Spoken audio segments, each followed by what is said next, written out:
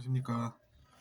이번 시간에는 제가 어, 삶의 불편함에 대한 글을 여러분께 소개해 드려보고자 합니다.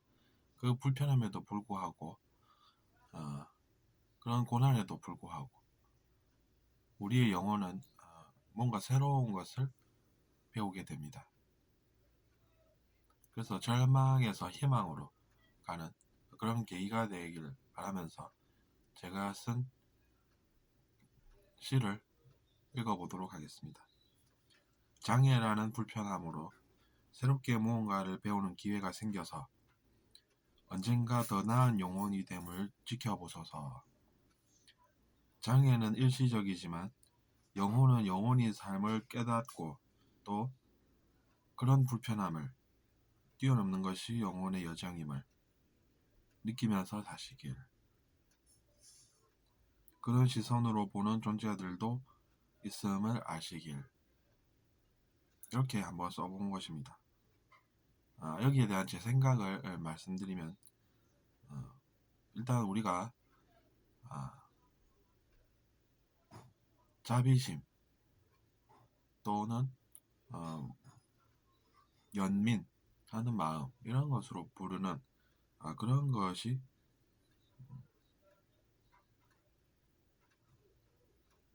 삶에는 필요하다는 것이고 의식 성장하는 과정 속에 그런 것이 언젠가는 배워지게 되는 그런 내용입니다.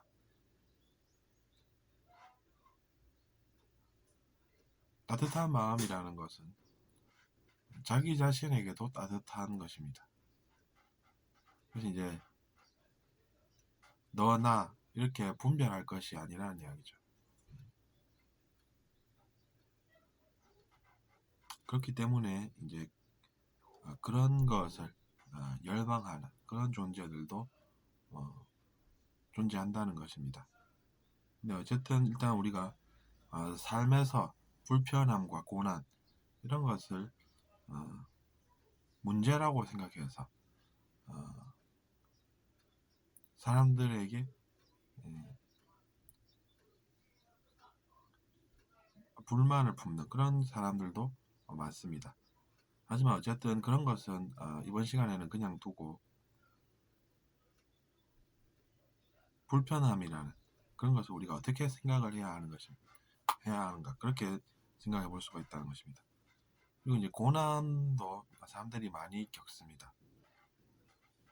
그래서 이제 그런 것을 우리가 새롭게 무언가를 배울 기회로 여길 수가 있다는 이야기를 제가 드리는 것입니다. 못 배우면요 이렇게 얘기하는 것은 그 자신의 두려운 내면에서 기반한 것입니다.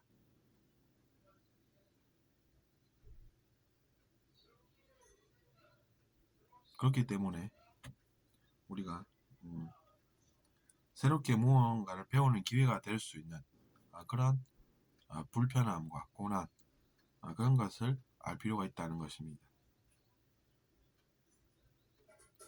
못 배울 것 같다라는 것은 그것은 도움이 필요한 생각이 됩니다. 그 사람은 자존감이 필요하다는 것이죠. 그런 사람은 나쁜 사람이 아니라 우리가 도움을 줘야 하고 도움받을 권리가 있는 그런 사람이 되는 것입니다. 그러니까 그런 분들은 우리가 도와줘서 또 우리가 웃고 그 사람도 뭔가를 못 해내는 그런 처지가 아니라 도움받고 살고 그렇게 살게 되는 것이죠. 그 사람의 문제가 그러면 이제 제 문제가 된다는 그런 이야기인 것입니다. 그 사람이 도움이 필요한 존재인데 제가 애써 무시하고 산다라고 하면 그것이 제 문제가 된다는 이야기입니다. 어쨌든 그렇기 때문에 그런 것들을 우리가 느껴볼 수가 있는 것이고 사람들이 그런 것을 좋아하는 것도 다 이유가 있는 것입니다. 사람들은 그런 감동을 좋아하고 또 도움 받아야 하는 사람이 도움받는 그런 모습을 좋아하고 그렇게 이제 많은 수의 영혼들이 깨어 있는 것입니다. 그런 것을 보면 우리가 희망을 느낄 수도 있겠죠.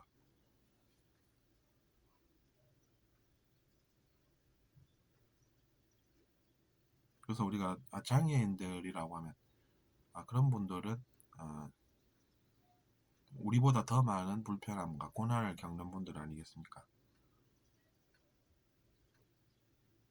그래서 이제 그들에게 도움을 주는 사람들은 도움을 주는 그런 모습을 사람들은 보기 좋아합니다. 그런 것은 일종의 양심이 되는 것이죠. 차갑게 버리듯 어딘가를 떠난다고 하면 그 사람은 이제 가슴이 차갑다 이런 진실이 남는 것이죠. 그런 진실이 남으면 그 진실이 사라지겠습니까? 그게 아니라는 것이죠. 진실은 사라지는 것이 아닙니다. 그래서 이제 그런 이야기가 떠돌다가 결국에는 자기 자신 귀에 또 들어간다는 것이죠.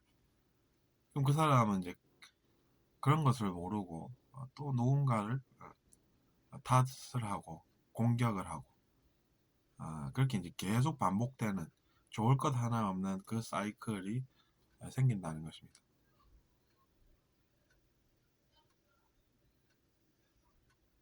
그래서 우리가 장애를 가진 분들은 지금 그 몸을 쓰면서 사는 영혼들이지만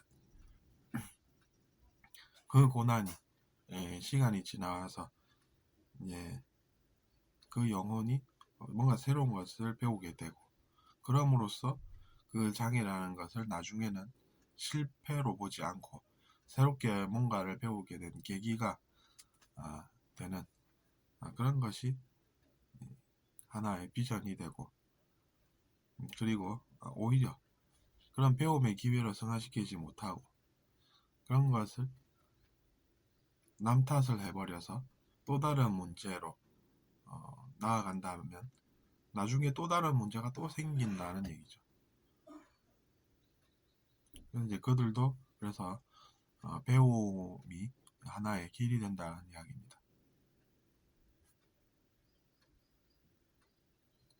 이제 장애를 가졌다고 해서 비하를 한다고 하면 그것은 그 사람이 문제를 만드는 것이 됩니다. 그래서 이제 그 사람도 예전에 비슷한 걸 해서 잘 안 돼서 또 남을 무시를 하는데 또 미래 문제를 스스로 만들고 있기 때문에 미래에도 이제 그렇게 된다라는 좀 안타까운 그런 상황들이 계속해서 생기는 것이죠. 그렇기 때문에 우리가 업의 고리에서 벗어난다라고 하는 그런 떠도는 이야기들이 이유가 있다라는 것입니다. 업의 고리라고 하면 고리에 고리를 물지 않습니까? 링이 자기 자신이 그런 선택을 하기 때문에 또 다른 업보가 생기고 또 생기고 또 생기고 이렇게 되고 그런 사람의 미래는 안 봐도 이제 문제가 생길 미래구나 이렇게 알게 된다는 것이죠. 그렇기 때문에 우리가 자존감도 키우고 그리고 배움도 얻고 이렇게 되면 일거양득이라는 또 한자성어가 생각이 납니다. 일거양득 하셔서